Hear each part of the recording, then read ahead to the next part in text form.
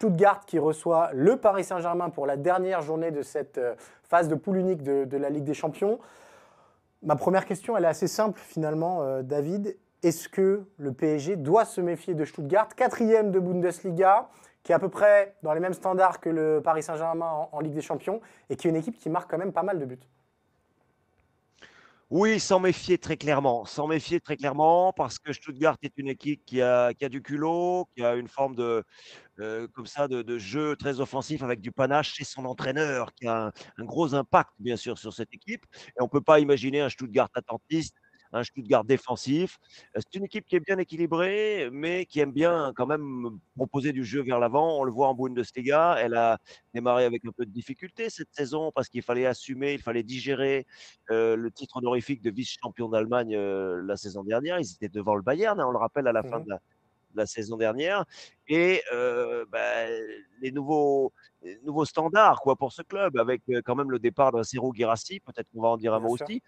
Il a fallu retrouver un équilibre mental et sportif et aujourd'hui Stuttgart est dans ses valeurs habituelles et c'est une équipe, dont il faut attendre qu'elle soit offensive et provocatrice. On l'a vu contre d'autres gros clubs dans cette campagne de Ligue des Champions, c'est pas toujours terminé par une victoire, mais c'est une équipe dangereuse. Donc ça tombe plutôt bien, j'ai envie de dire, pour le Paris Saint-Germain. Il y a assez peu de chances de voir cette équipe mettre le bus, de ce que j'en conclus.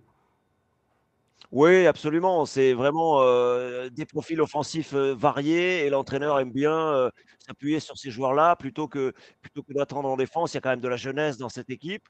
Il y a un Alexander Nübel dont on sait, vu de France, Oui. qu'il n'est pas infaillible aussi en défense. C'est toujours le cas aujourd'hui, dans son club de Stuttgart et non, non, moi je m'attends pas du tout à ce que cette équipe, recule et abandonne le ballon à son adversaire. Elle va aller dans le camp adverse et elle va tenter des choses, c'est une évidence. Si tu faisais partie du staff du Paris Saint-Germain, quel joueur il faut absolument surveiller? Nous, on connaît un petit peu Enzo Mio, de ce côté-là de la frontière. Voilà, est-ce qu'il y a des joueurs vraiment qui sont les détonateurs offensifs? Le buteur, voilà, peut-être décris-nous les deux, trois joueurs qui pourraient poser de vrais problèmes au Paris Saint-Germain. On connaît Enzo Mio et on connaît aussi Rouault, défenseur, intéressant à Stuttgart qui s'est installé dans la défense de cette équipe. Il faut surveiller dans le secteur offensif. La difficulté pour Paris peut-être, c'est qu'il faut surveiller un peu tout le monde parce qu'il y a des profils très différents. Des attaquants puissants, athlétiques, Ermedin Demirovic, le Bosnien Ouais. venu d'Augsbourg, qui est en train de vraiment s'installer. Par exemple, Woltemade aussi, un grand attaquant athlétique. Ça, c'est un type de profil, mais on a aussi, Cyril, des profils beaucoup plus, vif.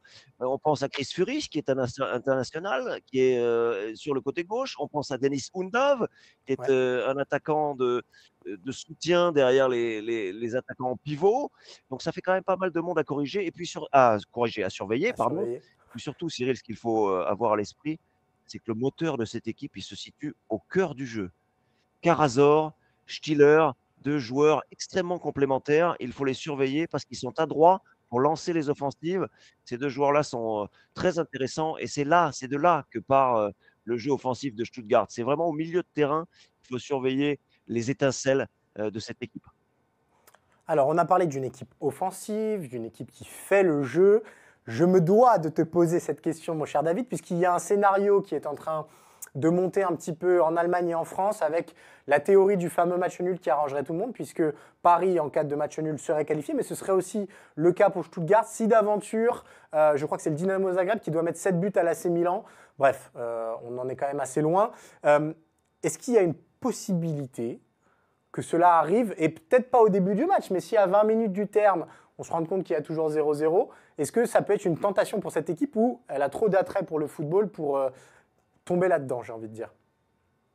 Bah, écoute Cyril, on se situe forcément entre les 2 parce que participer à la Ligue des Champions, c'est super pour, Stuttgart, certes, ça c'est vrai, mais il y a peut-être un moment où ils vont se dire: «Ben, si on peut accéder à la suite de la compétition, on va en profiter» Ouais, parce que bien sûr les joueurs adorent ce genre de défi. Donc on doit se situer entre les 2. Encore une fois, l'entraîneur Sébastien Hoeneß était joueur et est un entraîneur, de panache. Donc il va proposer du jeu. Son directeur sportif, Fabian Wohlgemuth, qui s'est exprimé récemment ouais. aussi, a dit: «Mais nous, on refusera absolument, tout scénario passif». Donc j'ai beaucoup de mal à imaginer cette équipe, passive. Mais bien sûr, si on s'aperçoit qu'on maîtrise le jeu, qu'on a du contrôle sur le jeu, face au Paris Saint-Germain? Oui, peut-être qu'en fin de match. Voilà, ça c'est mon hypothèse. Mais encore une fois, ça ressemble pas du tout à cette équipe de Stuttgart qui propose du jeu, qui se fait surprendre d'ailleurs parfois, hein. On l'a vu contre Mayence ce week-end, cette défaite 0-2. Ouais. C'est pas une équipe qui a du savoir-faire, qui est conçue, en tout cas, pour tenir un résultat.